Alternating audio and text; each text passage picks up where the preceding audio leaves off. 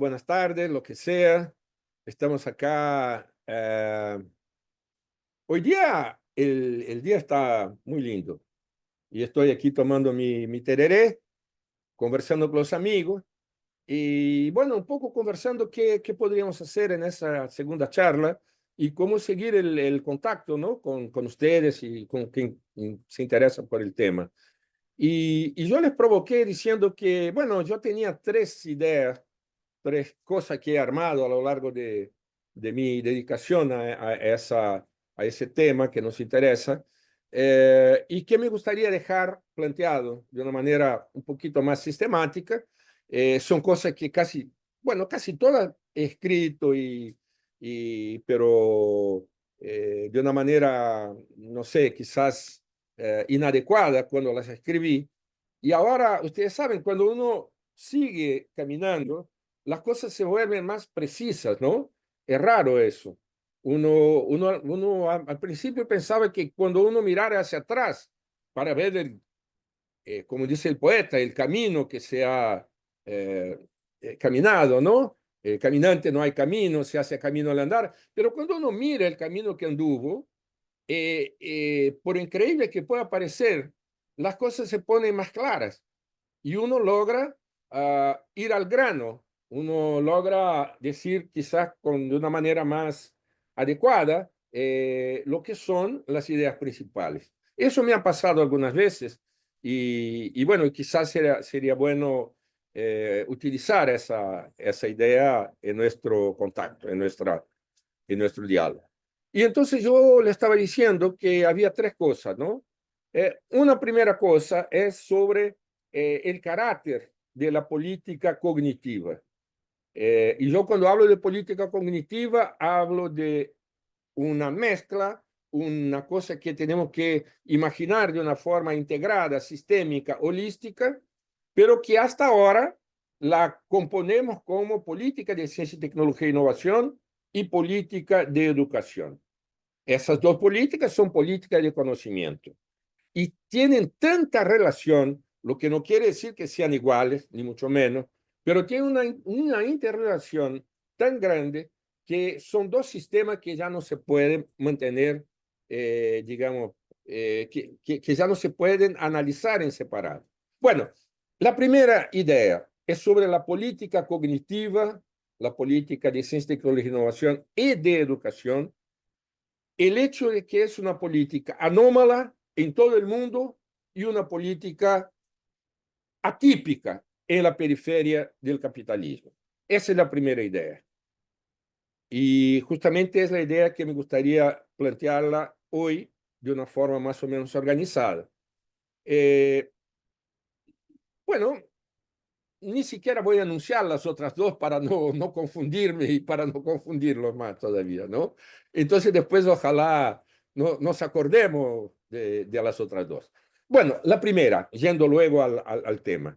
Primero hablar un poquito de análisis de política pública, ¿no? Que es un poco el instrumento, el instrumental, la caja de herramientas a partir de la cual o de donde sacamos esa idea. Política se analiza entendiendo en primer momento que son tres fases y que no las llamo de fase ni estagios, llamo justamente de momentos. Y ahí me baso un poco en el maestro Carlos Matos, ¿no? Los tres momentos de la política o del análisis, perdón, tres momentos de la política, no del análisis, ¿no? Tres momentos de la política es formulación, implementación y evaluación. ¿Por qué son momentos? Porque no empieza por la formulación y va a la implementación y después la formulación. No, perdón, y después la evaluación, ¿no? Esa cuestión canónica no es así. Muchas políticas no son formuladas, son implementadas y muy pocas son evaluadas, ¿verdad? Entonces, sin embargo, esos tres momentos uno tiene siempre en mente, ¿no? El momento de la formulación, hay muchos autores que lo subdividen en muchos otros, ¿no? Agenda setting, negociación, selección de problemas, etcétera, etcétera, ¿no? Yo lo pongo todo en formulación para dejarlo más fácil, ¿no? Pero básicamente la formulación es el momento principal para analizar una política pública, mirar lo que pasó en la formulación. Básicamente, en la formulación lo que nosotros tenemos es una negociación entre actores involucrados con esa área de política pública, cada uno con su proyecto político. Cada uno tiene su idea de mundo, su ideología, ideologías como la madre, todos tienen, a algunos no les gusta la madre y no la presentan, pero bueno, sabemos que tienen, ¿no? Entonces cada uno viene con su ideología, con su visión del mundo, con su proyecto político, para hacerlo más elegante, y dice, yo me gustaría que esa política fuera así. Pero no lo dice de esa forma.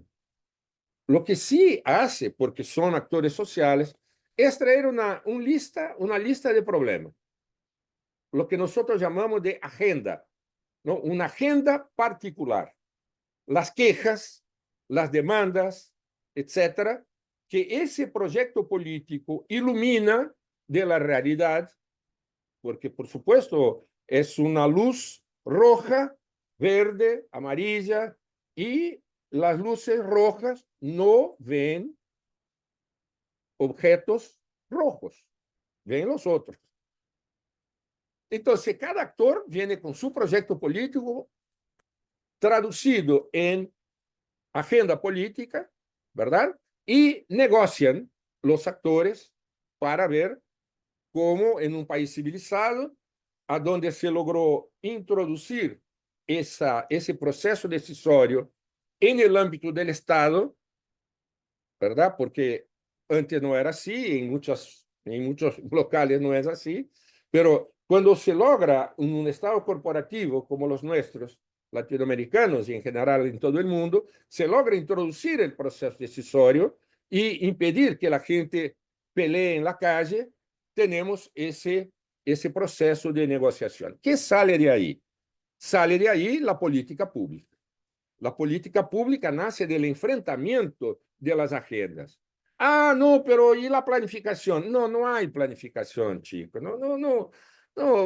O sea, seamos honestos, ¿no? O sea, la gente discute, por supuesto, y siempre hay algunos que quieren planificar y decir y hacer modelos econométricos y varias cosas, pero al fin y al cabo son proyectos políticos, visiones de mundo, visiones de cómo debiera ser la sociedad, ¿no? ¿Qué es el buen vivir para cada actor político? Y en una sociedad antagónica como nosotros, de propietarios de bienes de capital, ¿no? Clase propietaria de un lado y vendedores de fuerza de trabajo de otra, esos dos proyectos políticos, básicamente esos dos, se van a confrontar en cada política pública. O sea, siempre en todas las políticas públicas normales va a haber ese confronto de proyectos políticos materializado en el campo de la política pública. Bueno, a eso llamo políticas normales.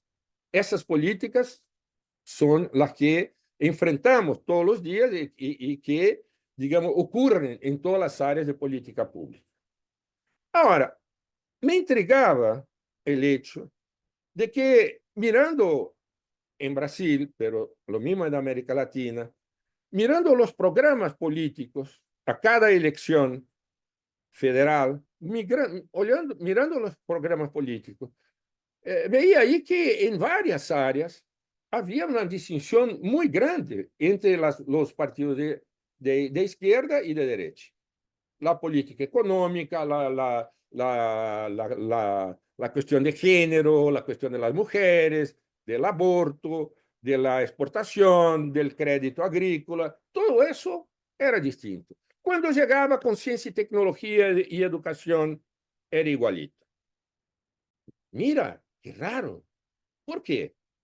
Porque si los proyectos políticos de la clase propietaria y de la clase trabajadora son tan distintos, ¿por qué en esa área de política pública, ¿no? La política cognitiva estaban de acuerdo.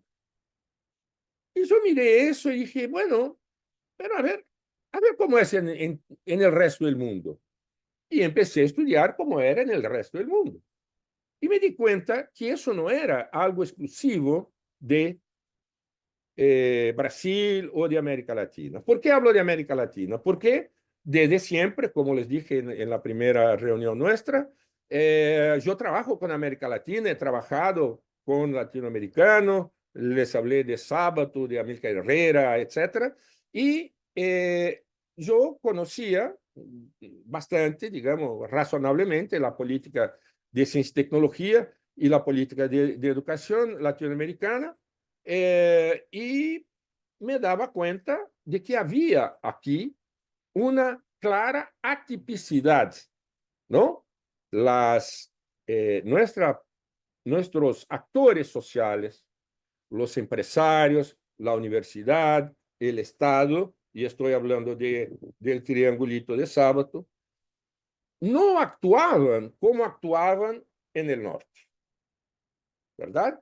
Buena parte del pensamiento latinoamericano en ciencia, tecnología y sociedad, de esos fundadores, Sábato, Amílcar, Warshawski, etcétera, se daban cuenta muy claramente de la atipicidad,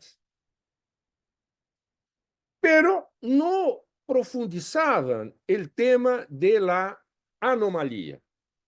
En realidad, esos dos términos, anomalía de la política de ciencia y tecnología o de política cognitiva, ¿verdad? Esa anomalía y esa atipicidad de los países periféricos, yo nombré, yo puse nombre a esas dos cosas, que, por supuesto, muchos ya trabajaban con ellas, ¿no? Mucho más la atipicidad que la anomalía. De hecho, la anomalía, eso que yo vine a llamar de anomalía, la única persona que tenía eso más o menos delineado, ¿no? Esbozado, hasta donde yo he leído, es Warshawski, ¿no? Cuando habla de cientificismo, etc. ¿No? Bueno, pero como nadie se crea, todo se transforma, ¿verdad? Como les dije, yo fui a examinar cómo era la política cognitiva en los países centrales y me di cuenta que ahí también había esa anomalía. La política no era normal. ¿Y por qué no era normal? Porque el proyecto político del actor no se plasmaba en una agenda específica. Como no se plasmaba, había un proceso de cooptación ideológica del actor no hegemónico, vale la redundancia, por el actor hegemónico. ¿Y quién era el actor hegemónico? En todo el mundo, la élite científica. La élite científica, lo que hacen las cositas en el laboratorio, publican, etcétera, y van orientando tipo, y van ganando prestigio, y van... no, esos tipos se hacen dueños de la política, ¿no? La política cognitiva es privatizada por la élite científica. Capitalistas, desgraciados. No, no, son gente pobre en general. No, no tiene, no, no, no. Y son de izquierda, ¿eh? Y son de izquierda. La mayoría es de izquierda. O sea, la mayoría no quiere ganar plata en la universidad. Si quisiera, iría a otra parte. Eso es muy importante decirlo, ¿no? Para sacar de eso que hablamos una culpabilización a lo capitalista, ¿no? Tenemos que hacer esa culpabilización, pero no es por plata en el bolsillo que los tipos sacan de ese negocio. Eso no es un negocio, ¿no? Pero entonces, en todo el mundo lo que había era esa anomalía, ¿no? Y yo tenía que explicar por qué era así. Por qué ese actor, el que posee la ciencia, ¿no? Que posee el conocimiento, se vuelve hegemónico a tal punto de hacer con que los actores no hegemónicos adopten su proyecto político. Usted podría decir, ah, no, pero la clase propietaria hace lo mismo. La clase propietaria tiene los medios de producción, tiene la riqueza, tiene acceso a la renta, tiene un Estado que lo puede llamar de suyo, ¿no? Es un Estado capitalista. Entonces, puede hacer con que su proyecto político sea compartido por todos los otros actores. Pero no logra. Fíjense, no logra. La clase trabajadora sigue haciendo una agenda en el proceso de formación de política que antagoniza con, con la agenda de la clase propietaria, con el proyecto político de la clase propietaria. ¿Se dan cuenta? Entonces, el problema se queda todavía más complejo, porque si la clase capitalista que tiene plata no logra convencer a los obreros de que su proyecto político es mejor, ¿y cómo uno sabe que no logra convencer? Porque las agendas son distintas. Las agendas son distintas. La clase trabajadora sigue trayendo para el proceso de negociación, para el proceso de formación de política, su agenda particular que está plasmando un proyecto político. Muy bien. Entonces yo les digo, me preguntaba, ¿no? ¿Qué pasa ahí? ¿No? ¿Por qué en esa área de ciencia y tecnología, de educación o política cognitiva, la élite científica tiene tanta importancia? Claro, uno puede decir que hay el proyecto Manhattan, hay Science the Endless Frontier, el relatorio Bush, etcétera, pero uno se da cuenta que eso es mucho más antiguo. Eso viene mucho más de lejos, ¿no? Y yo les planteé en la charla que tuvimos el otro día un poco el proceso para entender la idea de tecnociencia, ¿verdad? Yo les hice un poco referencia a cómo la clase capitalista expropió el conocimiento de la clase trabajadora, lo sistematizó, era un conocimiento tácito, era un conocimiento compartido, era un conocimiento que fue codificado y monopolizado y depositado en la universidad capitalista. No voy a repetir aquí lo que ya hablé, sería muy, digamos, eh, bueno, no sería necesario. Pero sí, al hacer ese retrospecto, yo me di cuenta de cómo poco a poco la sedimentación, la consolidación de eso que vengo llamando de mito transideológico de la neutralidad de la tecnociencia. Mito transideológico. ¿Por qué transideológico? Por la izquierda y la derecha piensan igual.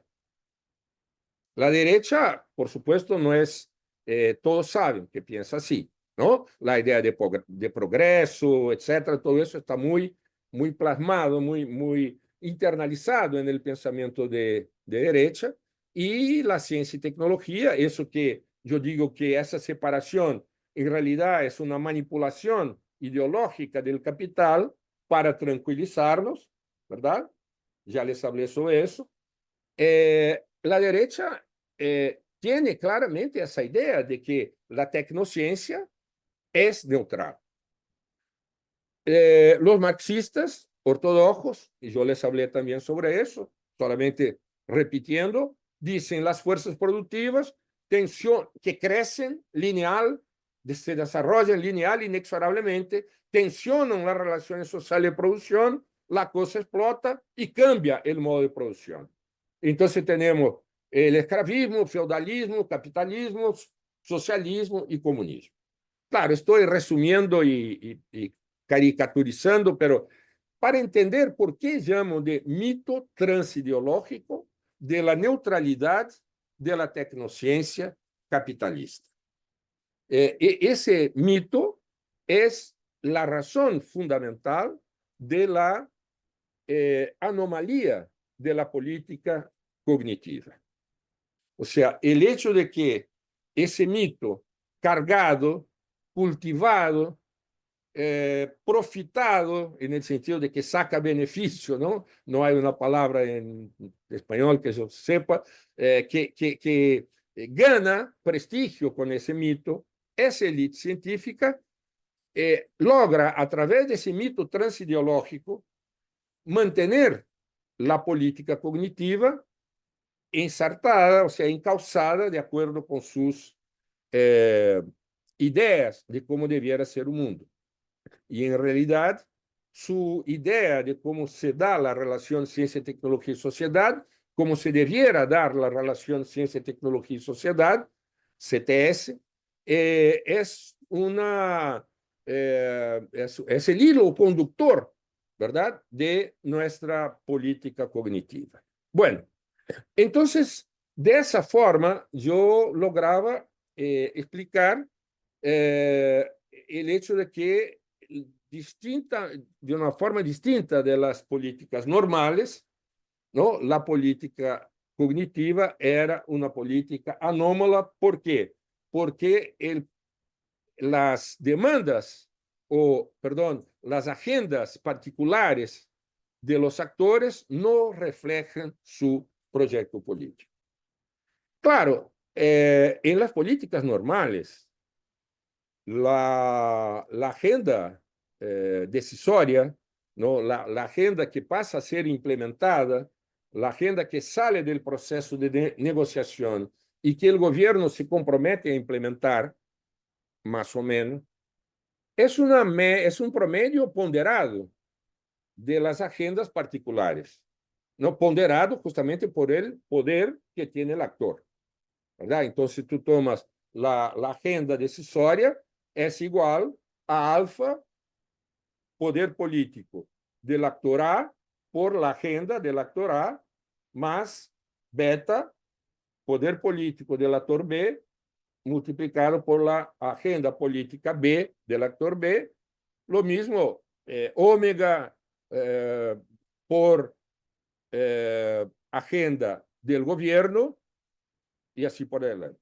Bueno, lo que pasa es, si uno mira esa fórmula, dice, bueno, ¿y qué pasa si un gobierno autoritario dice, no, ahora sus poderes están cerrados? Alfa, beta, gamma, etcétera, todo eso es igual a cero. Ustedes pueden tener agendas distintas, pero la agenda que va a valer es la mía, gobierno, ¿no? Entonces, en una situación de ese tipo, el promedio ponderado tiene todos los coeficientes, alfa, beta, gamma, cero. Cero por cualquier cosa es cero.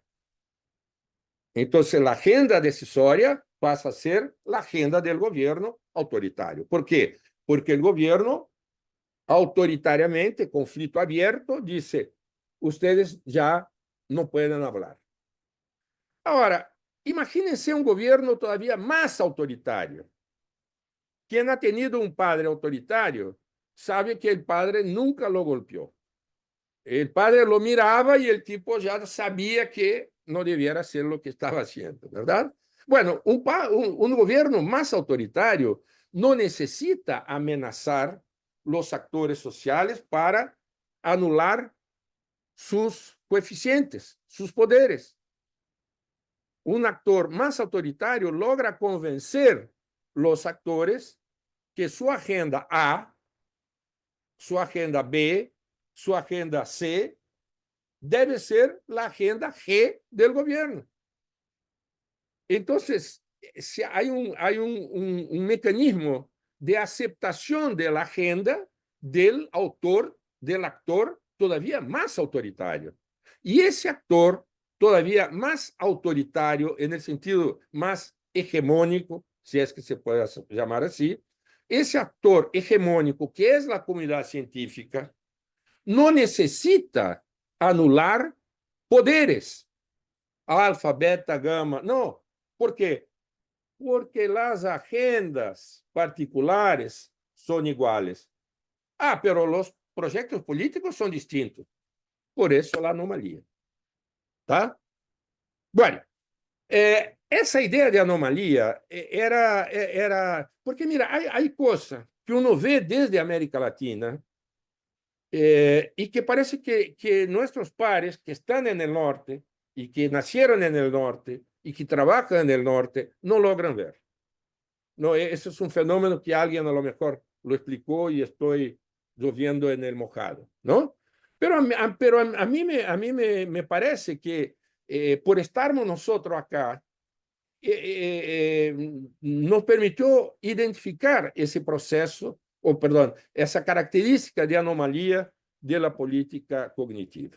Bueno, uh, ahora, y acá, en un país periférico como el nuestro? Bueno, acá, además de la anomalía, tenemos una otra característica que es la atipicidad. Y como nosotros estamos hablando de política, de análisis de política, ¿verdad? Vamos a quedarnos en ese enfoque, con ese enfoque de análisis de política. Y vamos a avanzar un tantito más, ¿no? Cuando hacemos análisis de una política pública, tenemos un primer momento que es un momento descriptivo o, bueno, descriptivo. La realidad es como es una foto de la realidad. Tenemos un segundo momento que es un momento explicativo. ¿Por qué la realidad es como es? Explicar eso. Tomando ese recurso cronológico, sería un video que empieza en algún momento del pasado y llega hasta la escena actual. No, la escena actual es la escena final del momento explicativo. Después tenemos un tercer momento, que es de hecho lo que nos interesa, que es el momento normativo. Y ahí es un video que empieza la escena inicial, es la escena actual, y la escena final es el lugar en que quiero estar en 10 años, 20 años, lo que sea, ¿no? Entonces, esos tres momentos, descriptivo, explicativo y normativo, son los momentos a partir del cual logramos hacer un análisis de la política, impidiendo o por lo menos amenizando, ¿no?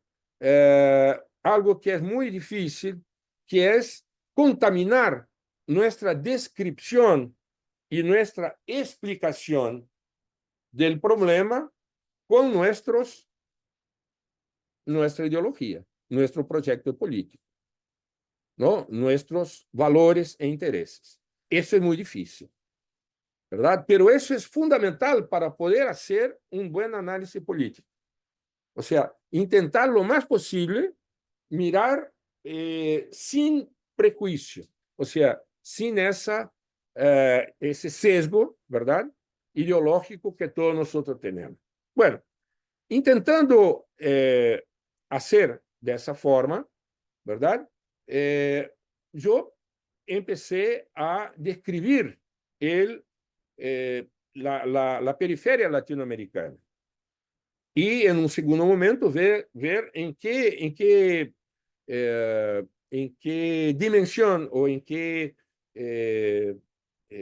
dimensión, ¿verdad? Esa realidad nuestra podría ser extrapolada para la periferia del capitalismo de una manera general. Bueno, y empecé entonces por el primer momento, que es el momento descriptivo, ¿no? Bueno, nosotros somos así, etcétera, etcétera, no viene al caso. Y yo me pregunté, pero ¿por qué somos así? ¿No? Entonces, eso es interesante porque en el momento descriptivo, yo no tengo ninguna gran diferencia en relación a los que hoy son hegemónicos en la política cognitiva. La élite científica ya se dio cuenta, muy importante, ya se dio cuenta que los empresarios no van a hacer I+D. Ojo, ¿no? O sea, ellos ya se dieron cuenta. Entonces, el momento descriptivo, en el momento descriptivo, ya no tenemos que convencerlos de cosas que hace 10 años no aceptaban. Eso de que el empresario es atrasado, etcétera, eso perdió fuerza hasta el punto de que hoy la élite científica brasileña ya no dice ese discurso ridículo de hace 10 años. No sé si eso todavía pasa en Argentina o en otros países, pero es cada vez menor la cantidad de científicos que, digamos, participan activamente en la formulación de la política cognitiva, que siguen diciendo que los empresarios no innovan porque son atrasados, etcétera, etcétera. Bueno, pero a mí me interesaba saber por qué los empresarios tienen ese comportamiento, ¿no? Ya que yo veía que no eran burros, atrasados, todo lo contrario, los que yo conocía eran sabían mucho, ¿no? Yo intenté, como marxista o cosa parecida, ¿no? Que yo soy, intenté entender cómo fue su proceso de socialización en términos de clase propietaria, ¿no? Y con eso tuve que discordar de la teoría de la dependencia, ¿no? Teoría de la dependencia que fue, de alguna manera, la cuna del pensamiento latinoamericano de ciencia, tecnología y sociedad. O sea, fue un poco la idea del momento, ¿no? O sea, lo que estaba, ¿no? Movilizando la comunidad de científica, de ciencias sociales, pero también de ciencias duras en América Latina. ¿Por qué? Porque esa idea de que había una división internacional del trabajo y que la clase propietaria de los países centrales obligó a los países periféricos a producir mercancías de bajo valor agregado, materias primas, que serían industrializadas y reexportadas, etc. El modelo centro-periferia y el proceso de sustitución de importaciones y la crítica cepalina del deterioro de los términos de intercambio, etc.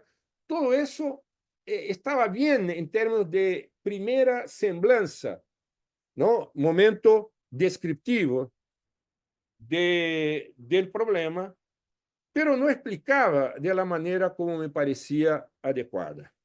Y yo empezaba diciendo, mira, esa clase propietaria que viene a conquistar, eso que vinieron conquistar ese territorio donde estamos, vinieron para producir cosas que eran demandadas por sus parientes que quedaron allá en Europa, ¿verdad?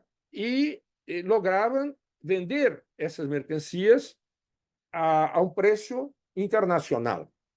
O sea, producían con tierra robada, con mano de obra esclavizada, los indígenas.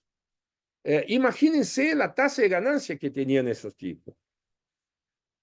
Y esa tasa de ganancia fue la causa de la mantención de ese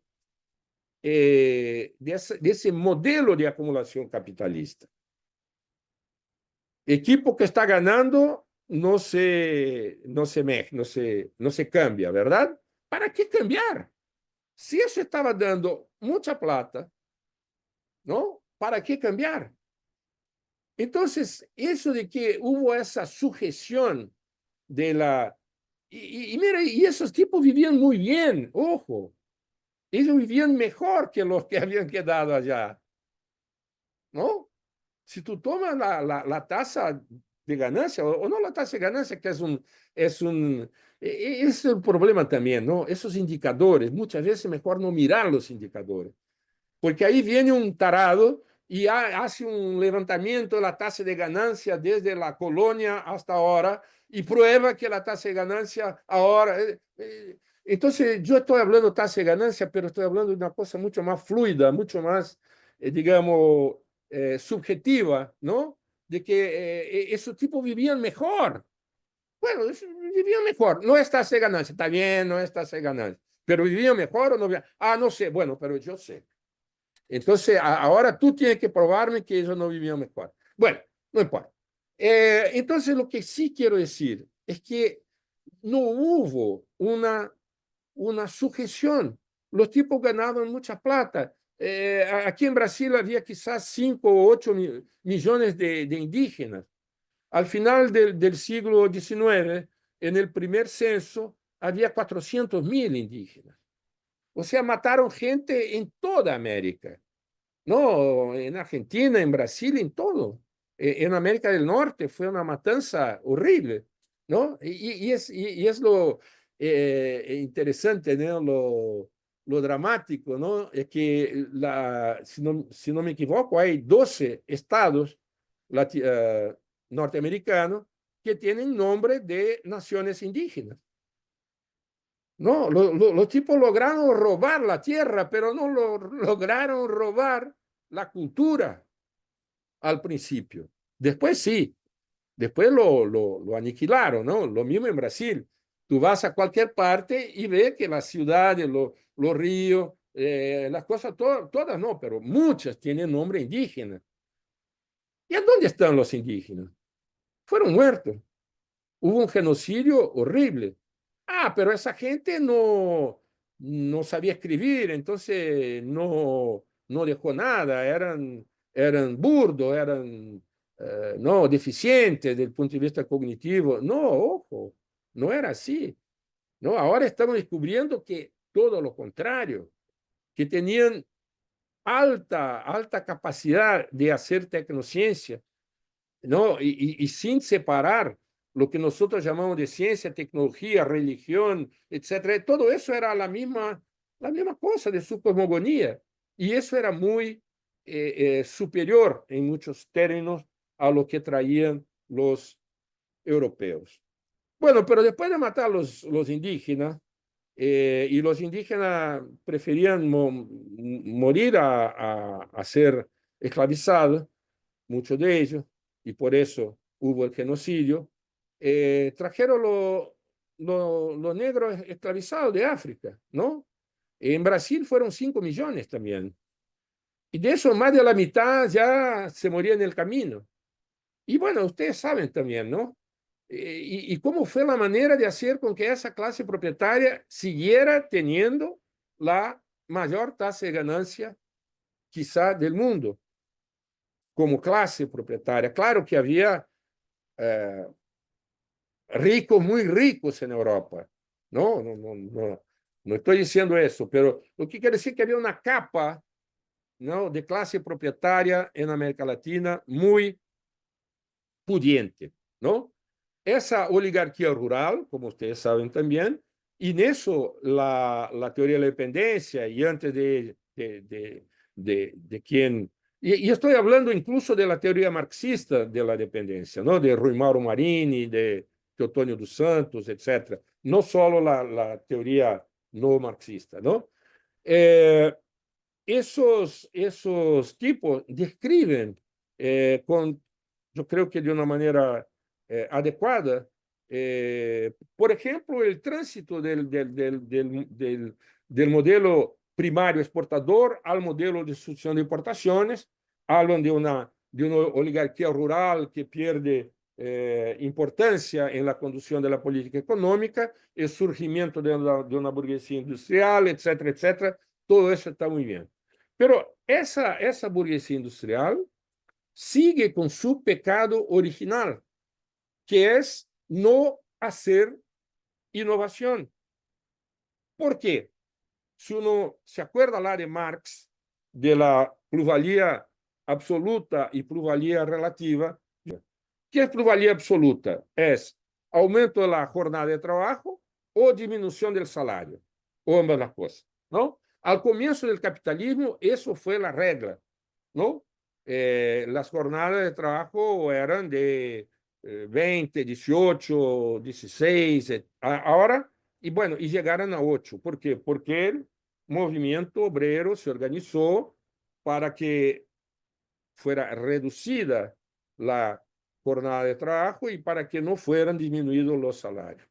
Pero si uno mira América Latina, y en especial Brasil, uno va a ver que nunca fue necesario a, a esa clase propietaria entrar en el juego de la plusvalía relativa.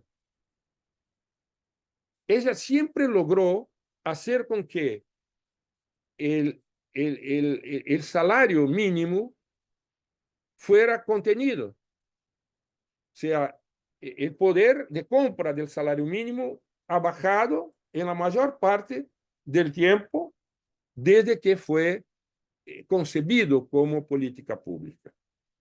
Y también la jornada de trabajo, los tipos trabajan 8 horas, pero 2 para llegar, 2 para salir. ¿No? En realidad son 12 horas de trabajo, no son 8. Esa realidad hizo con que esa clase propietaria no necesitara aumentar la productividad del trabajo, que es justamente lo que hace con que el capitalismo tenga esa enorme dinamicidad, ese poder de crecer, ¿no? Aumentar la productividad de trabajo. Un Estado capitalista permite que esse aumento de produtividade de trabalho seja transformado em lucro do empresário, de ganância do empresário, de tal forma que o capitalismo funciona com base cada vez mais em la introdução de conhecimento novo, de inovação. Ahora bien, en la periferia, eso no es necesario. No es necesario, ¿por qué? Porque la mano de obra tiene un costo muy bajo. Si no es esclava, es casi esclava. Porque los italianos, que son nuestros abuelos o bisabuelos, vinieron muertos de hambre, aceptando cualquier cosa que los impidiera de, bueno, que permitiera sobrevivir. ¿No? Y así por adelante. En el caso de Brasil, después vinieron los nordestinos para hacer São Paulo, hacer Río, ¿no? Esas economías más pujantes tuvieron una enorme éxodo rural para que fueran posibles.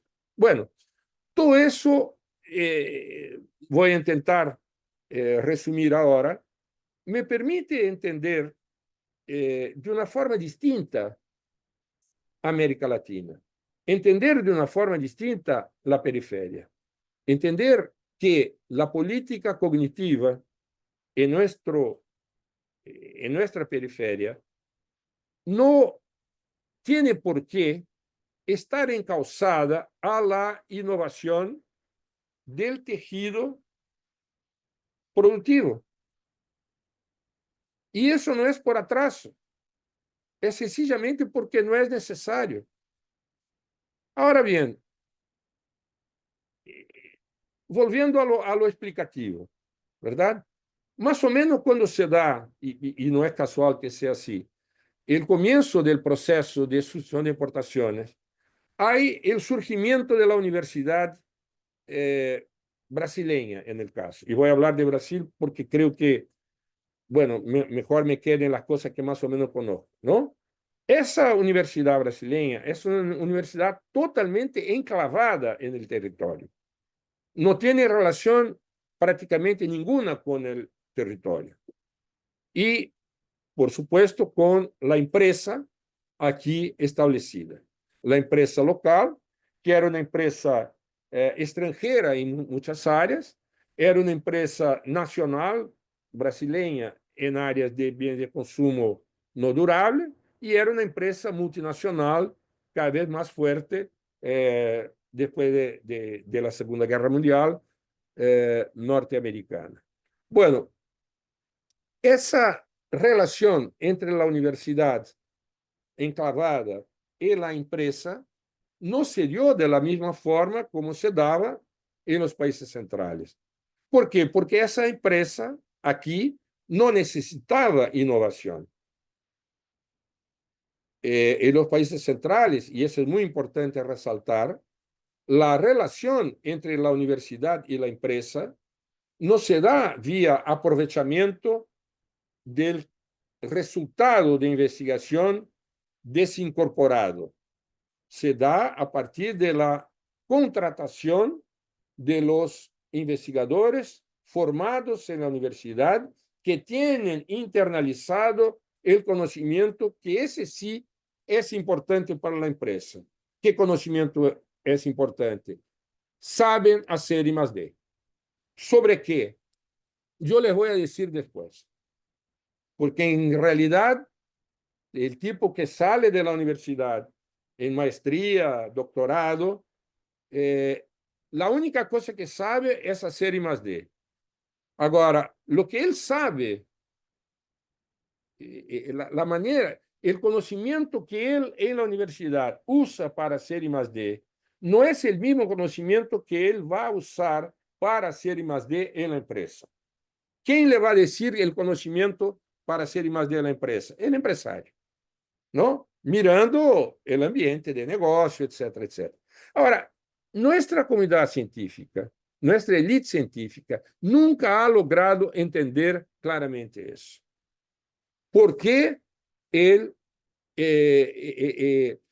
hacemos maestros, doctores, publicamos como chancho y, sin embargo, los empresarios no nos quieren?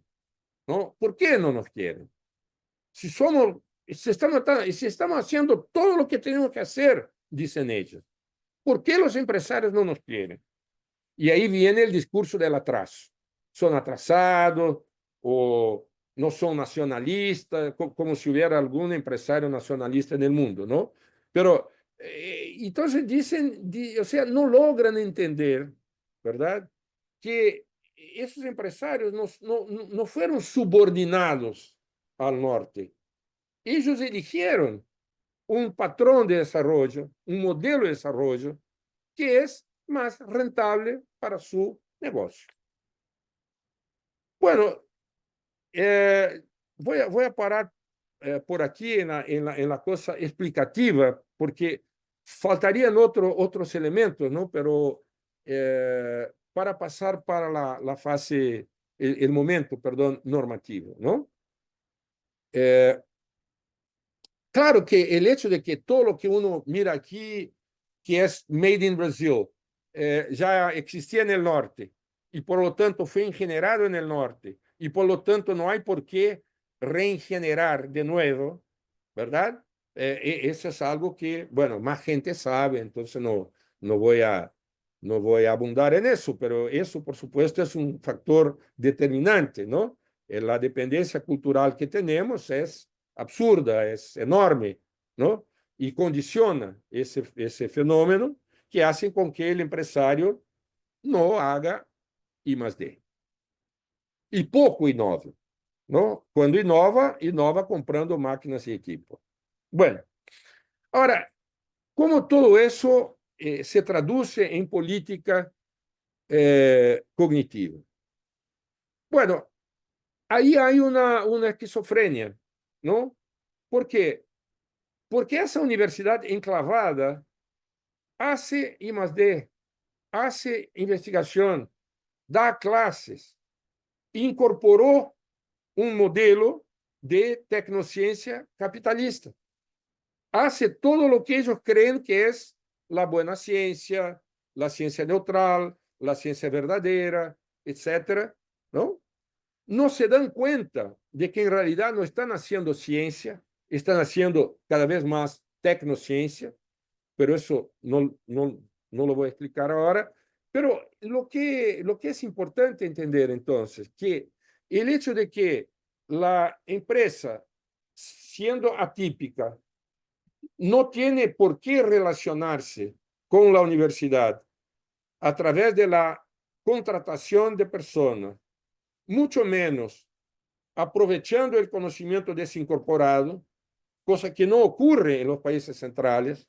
Los países centrales tampoco aprovechan el conocimiento desincorporado, que es lo que nuestra élite científica todavía sigue insistiendo que la empresa debiera aprovechar. Bueno, entonces, ¿cómo funciona la cosa? La élite científica sigue reproduciendo la tecnociencia capitalista. Eso no llega a la empresa. No llega ni la gente que forma, mucho menos el conocimiento que produce, el conocimiento desincorporado que produce. ¿Qué hace ella? Hace proyectos. Hace proyectos que son cada vez más eh, eh, eh, glamorizados, son cada vez más estéticamente, son proyectos que son maquillados como si fueran proyectos que pudieran interesar a la empresa. ¿Se dan cuenta? ¿Por qué? Porque los organismos que financian están contaminados por esa idea de que la empresa tiene que acercarse a la universidad tomando esos resultados de investigación. Bueno, como eso no va a ocurrir, por lo menos ocurre ese maquillaje. Y de hecho, los proyectos son producidos, tienen ahí toda una cosa que este Pablo Kramer y Hernán Thomas inventaron el acrónimo CANA, C-A-N-A, que es conocimiento aplicable no aplicado, ¿no? CANA. Muy interesante el concepto, hace muchos años ya hablaron sobre eso. Pero ese resultado maquillado es entendido por la comunidad científica, por la élite científica, como su trabajo. Lo que yo tengo que hacer es ese proyecto maquillado. Claro, no dicen que es maquillado, pero lo es, ¿verdad? Si eso va a ser utilizado o no, pero eso no es eso no es mi problema. Yo soy pago para hacer eso. ¿No? Entonces se da una situación de cumplimiento, ¿no? Cumplo y miento. Estoy mintiendo porque estoy maquillando, ¿no? Pero estoy cumpliendo. Estoy llegando a donde mis pares en el exterior llegan. Ellos llegan aquí, producen gente y producen resultados de investigación. Maquillado allá también, ¿no? ¿Verdad? Entonces la comunidad científica se legitima, la élite científica y sus tecnócratas se legitima a través de ese procedimiento. No, yo estoy haciendo lo que me mandan hacer. ¿Se dan cuenta cómo esa política cognitiva, al fin y al cabo, termina creando sus propias condiciones de mantención, de reproducción? ¿No? Eso se reproduce a sí mismo en el mejor de los mundos. No me vengan a acusar de nada, porque yo estoy haciendo, y además no me dan plata, cortan los presupuestos, me persiguen, es una locura eso, ya no hay papel higiénico, no, así estamos, ¿no? Así estamos. Bueno, pero sin embargo, si uno vuelve, si uno mira América Latina, uno se da cuenta, ¿cómo voy a atacar ese problema de la atipicidad? ¿Puedo cambiar la atipicidad? No, no puedo. El empresario funciona en la periferia de manera atípica. Ah, pero tenemos que tener un otro empresario. Pero no vamos a tener. Porque ahí viene la gran novedad de la cosa que ojalá pueda hablar el otro día, de que hay investigadores, hay profesores que quieren mimetizarse de empresarios, ¿no? Ese bicho que se pone, ¿no? De acuerdo a la, ¿no? Entonces hay todo un neoliberalismo que habla de emprendedorismo, que habla de un monte de chivas, ¿no? La capa de la espada, la pata de la guagua, como dicen los chilenos, ¿no? Y que son tonterías, ¿no? Pero, sin embargo, eso está haciendo con que, ¿verdad? Esa política cognitiva termine encauzándose no solo a nivel de la extensión y de la investigación, sino que de la enseñanza en la universidad. Nosotros tenemos varios cursos de emprendedorismo en nuestras universidades, lo que es una barbaridad, pero sí, entonces lo que quiere decir que a la tipicidad nosotros no la vamos a cambiar por decreto. No hay cómo. No vamos a tener un otro empresario. Y el empresario ese que viene de la universidad, ¿no? Travestido, perdón, el investigador que viene de la universidad travestido de empresario, eso no se inserta en la lógica de acumulación de capital, ¿no? Tiene un índice de mortalidad tremendo y cuando no mueren, lo que hacen es vender su unicornio, ¿no? Su startup unicornio a una empresa multinacional. Entonces yo diría, son marginales a nivel de la dinámica económica. Bueno, entonces la tipicidad no hay cómo. Y la anomalía. ¿Podemos hacer algo? Realísticamente, así como no podemos cambiar la mentalidad empresarial periférica, porque además son multinacionales, ojo, son multinacionales, que tienen un comportamiento en sus países de origen totalmente distinto al comportamiento que tienen acá, respecto al conocimiento, respecto al I+D. ¿Qué podemos hacer en el campo de la anomalía? Podemos sí convencer a nuestra comunidad científica de que hay problemas, hay necesidades materiales colectivas para las cuales no existe conocimiento disponible. No, esa es una idea bien viejita. Amílcar no decía eso. Y yo la armé eso de una forma un poco distinta, diferenciando necesidades materiales colectivas y demanda cognitiva embutida. Hay una demanda cognitiva dentro de esa necesidad. Las empresas hacen muy bien como decodificar demanda cognitiva de las necesidades materiales. Aprendieron eso en 500 años y lo hacen cada vez mejor. Nosotros no sabemos hacer. Entonces, la idea para romper la anomalía es generar una otra mentalidad en nuestra comunidad científica. Sair de profesorar tecnociencia capitalista para profesorar tecnociencia solidária. Hacer uma adequação sociotécnica, um reprojetamento, um rediseño da tecnociência capitalista em direção à tecnociência solidária. Pero por que tecnociência? Já lo expliquei mais ou menos. E por que solidária?